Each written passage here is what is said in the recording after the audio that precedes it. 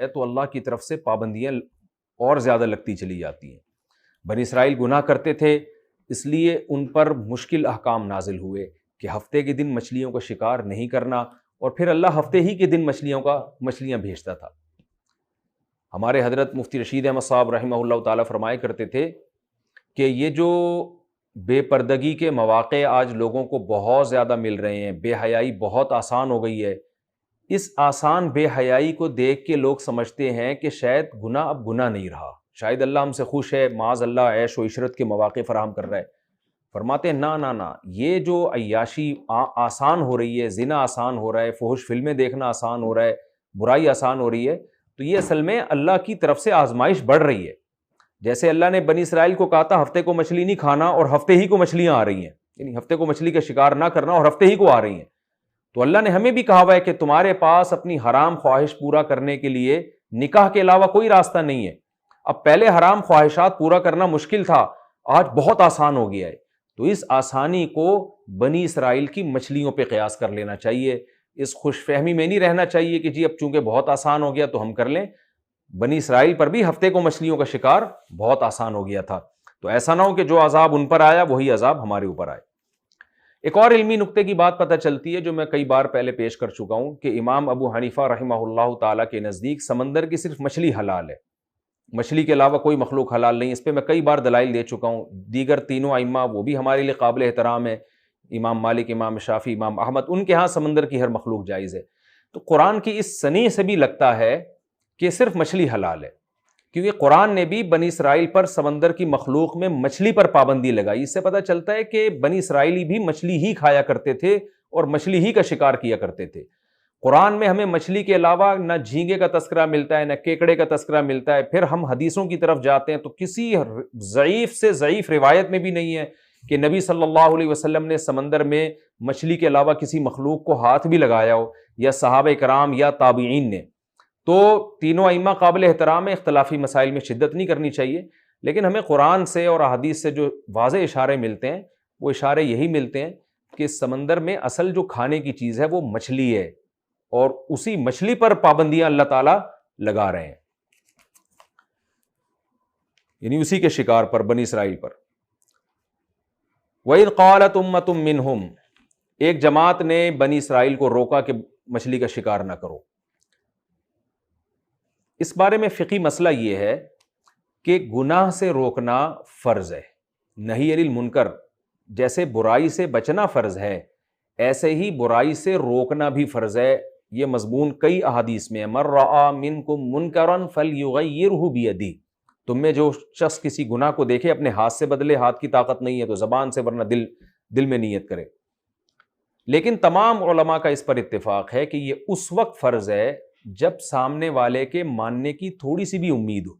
جب بالکل بھی امید نہ ہو تو پھر گناہ سے روکنا فرض نہیں رہتا۔ تو بنی اسرائیل میں 3 طبقے بنے، ایک گناہ کرنے والے، ایک گناہ سے روکنے والے۔ تو انہوں نے اسی عزیمت پر عمل کیا۔ عزیمت کہتے ہیں جو واجب حکم ہے، رخصت پر عمل کیا۔ رخصت کہتے ہیں جو واجب ہے، بس بڑے درجے تک نہیں پہنچے۔ وہ رخصت کیا تھی؟ بھائی گناہ سے روکا، جب دیکھا کہ نا امیدی ہونے لگی ہے تو روکنا چھوڑ دیا، تو یہ جائز ہے۔ لیکن عزیمت اس میں یہ ہے، اونچا درجہ یہ ہے کہ آپ مایوس ہو بھی جائیں تو بھی نصیحت کرتے رہیں، یہ زیادہ اچھا درجہ ہے، بشرطے کہ سامنے والے کے مزید بگڑنے کا اندیشہ نہ ہو۔ بعض دفعہ آپ نصیحت کرتے ہیں نا، ٹھیک ہے آپ کو پتہ ہے یہ نہیں مانے گا، لیکن آدمی کہتا ہے یار کر دو شاید مان جائے، کر دینی چاہیے پھر۔ لیکن اگر آپ کو یہ خطرہ ہے کہ بجائے ماننے کے الٹا اور بگڑ جائے گا تو پھر خوب سمجھ لیں، پھر ایسے موقع پہ نصیحت کرنا ناجائز ہو جاتا ہے، پھر جائز نہیں رہتا۔ تو یہ بھی ایک فقہی مسئلہ ہمیں اسی کے ضمن میں نے بتایا آپ کو۔ اور اس میں ہمیں یہ بھی پتہ چلتا ہے کہ جب انسان سرکش ہو جاتا ہے حد سے زیادہ تو اللہ کے کیسے عذاب آتے ہیں۔ بندر خنزیر بنا دیا اللہ نے ان کو، اللہ ہم سب کو محفوظ رکھے۔ نبی صلی اللہ علیہ وسلم کی دعا ہے کہ پوری امت ایسے عذاب میں ہلاک نہیں ہوگی اور شکل مسخ نہیں ہوں گی، لیکن حدیث میں آتا ہے قرب قیامت میں اس امت میں بھی کچھ واقعات ایسے ہوں گے جن میں شکل مسخ ہوں گی اور زمین میں لوگ دھسیں گے۔ اللہ تعالی ہم سب کو اس سے محفوظ رکھے۔ اور یہ جب آتا ہے، جب نبی صلی اللہ علیہ وسلم نے فرمایا آلات موسیقی اور ناچ گانا بہت زیادہ عام ہو جائے گا، ترمذی کی حدیث ہے کہ جب یہ آلات موسیقی، شراب، کباب بہت عام ہو جائے گا، فیکون خسف و مسخ، تو پھر میری امت میں بھی زمین میں دھسنے کے واقعات بھی ہوں گے اور شکلیں تبدیل ہونے کے واقعات بھی ہوں گے۔ اللہ تعالی ہم سب کو محفوظ رکھے۔ اور یہ جو موسیقی کے آلات اور ناچ گانا، شراب کباب جو نائٹ کلبوں میں ہوتا ہے، دیکھیں کافروں کے حکام الگ ہیں۔ اس زمانے میں بھی جو بنی اسرائیل کے دور میں جو کافر لوگ تھے ان پر تو کوئی عذاب نہیں آ رہا تھا، وہ تو سب مستیوں میں تھے۔ جو ساری مصیبتیں آ رہی تھیں بنی اسرائیل کے ساتھ، اس لیے کہ وہ اللہ پر ایمان لاتے تھے، ایمان لانے کے باوجود پھر عمل نہیں کرتے تھے، تو اس لیے کافروں کے لیے اللہ نے آخرت رکھی ہے، مسلمان پر دنیا میں بھی آفت آ سکتی ہے۔ وَإِذْ تَأَذَّنَ رَبُّكَ میں ہمیں پتہ چلتا ہے کہ اللہ نے جو کہا کہ تیرے رب نے یہ پیغمبروں کی زبان سے اعلان کروایا تھا کہ بنی اسرائیل پر قیامت تک ایک ذلت رہے گی۔ یہ قرآن کی صداقت ہے۔ 1400 سال پہلے قرآن نازل ہوا اور اس کے بعد سے لے کر آج تک، اب تک یہودیوں کی دنیا میں کوئی مضبوط ریاست قائم نہیں ہوئی، اب ہونا شروع ہوئی ہے۔ اس کی وجہ، اس کی توجیہ اور اس کی تفسیر میں نے تفسیر کے ضمن میں بیان کر دی ہے۔ یہ بھی قرآن کا ایک معجزہ ہے۔ اور یہ جو قرآن نے فرمایا وَبَلَوْنَاهُمْ بِالْحَسَنَاتِ وَالسَّيِّئَاتِ، ہم نے ان کو اچھے اور برے حالات دے کے یہودیوں کو آزمایا تاکہ یہ اللہ کی طرف رجوع کریں۔ اس سے پتہ چلتا ہے کہ عقل مند لوگ اچھے حالات میں بھی اللہ کی طرف رجوع کرتے ہیں کہ بھئی اللہ نے ہمیں اچھی کنڈیشن میں رکھا، تو وہ اللہ کی طرف رجوع کرتے ہیں کہ اللہ کا شکر ادا کرنے کے لیے، اور برے حالات میں بھی اللہ کی طرف رجوع کرتے ہیں۔ اور جو بدبخت لوگ ہوتے ہیں وہ اچھے حالات میں ناشکرے ہوتے ہیں، عیاشی میں لگ جاتے ہیں، اور برے حالات میں مایوس ہوتے ہیں، خودکشیوں کی طرف چلے جاتے ہیں۔ تو ہمیں اپنے حالات کو دیکھنا چاہیے کہ ہمیں جب نعمت ملتی ہے تو بھی دل میں اللہ کی محبت بڑھنی چاہیے، اور اللہ نہ کرے کوئی مصیبت آتی ہے تو بھی اللہ کی طرف توجہ ہوتی ہے۔ اگر یہ کنڈیشن آپ کی ہے، اس کا مطلب یہ ہے کہ آپ کامیاب انسان ہیں۔ اور یہ جو یہودیوں کی عادت تھی کہ تورات کے احکام کو بیچ ڈالنا اور پھر کہنا اللہ ہماری مغفرت کر دے گا، کتنے برا جملہ ہے جس کو قرآن ذکر کر رہا ہے۔ اس سے پتہ چلتا ہے کہ گناہ کے وقت یہ کہنا کہ اللہ میری مغفرت کر دے گا، یہ بہت خطرناک جملہ ہے جو آج عام طور پہ لوگوں کی زبان پہ جاری ہے۔ اللہ کی رحمت ان لوگوں کے لیے جو گناہ سے بچتے ہیں، گناہ کرتے ہوئے لوگوں کو اللہ سے ڈرنا چاہیے۔ آج یہ جملہ بہت عام ہے، بھائی بینک کی جاب چھوڑ دو، سودی بینک ہے، ابے بھائی اللہ مغفرت کرنے والا ہے۔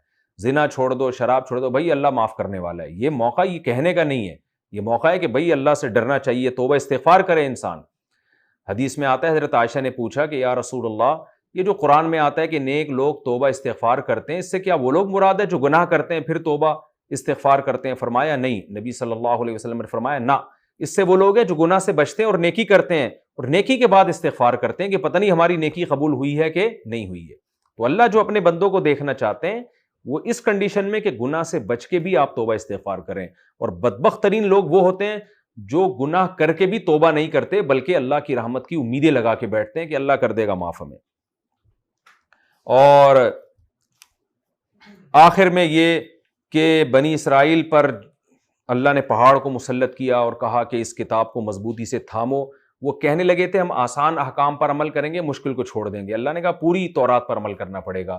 تو ہمارے لیے بھی یہ حکم ہے کہ ہمیں بھی قرآن میں پورے قرآن پر عمل کرنا پڑے گا۔ سود کو چھوڑنے کا اللہ نے کہا ہے تو سودی بینکوں میں جاب چھوڑنی پڑے گی، آپ کو انشورنس چھوڑنا پڑے گا، آپ کو انشورنس کمپنی اور انشورنس کروانا اپنے اختیار سے، اور خواتین کو پردہ کرنا پڑے گا، قرآن کا حکم ہے۔